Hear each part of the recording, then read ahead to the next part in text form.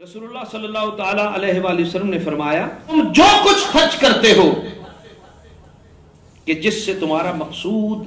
اللہ کی رضا ہے، تبتغی بہا وجہ اللہ، اس سے اللہ کی رضا چاہتے ہو، تمہارا مقصود یہ ہے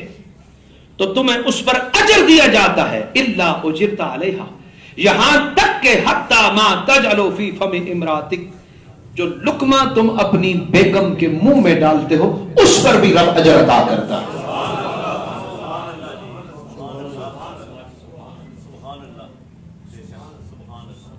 حضرت معاویہ بن حیدہ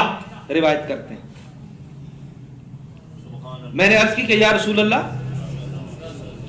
ہم میں سے کسی پر اس کی بیوی کا کیا حق ہے؟ ما حق کو زوجت احدنا علیہ، کیا حق ہے؟ تو حضور نے فرمایا صلی اللہ تعالی وسلم، جب تم کھاؤ اسے بھی کھلاؤ، جب تم پہنو یا کماؤ اسے بھی پہناؤ، ولا تضرب الوجہ، اس کے چہرے پہ نہ مارو، ولا تقبح،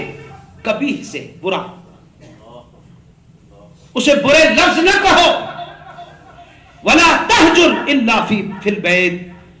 اور اسے جدا نہ کرو مگر اپنے ہی گھر میں، بجائے بعد میں رونے کرلانے کے، تکلیفیں کرنے کے، منتیں سماجھتے ہیں فلانا کو بلاؤ فلانا کو بلاؤ، تو پہلے انسانوں کی طرح آئے آئے۔ کیا زبردست ایک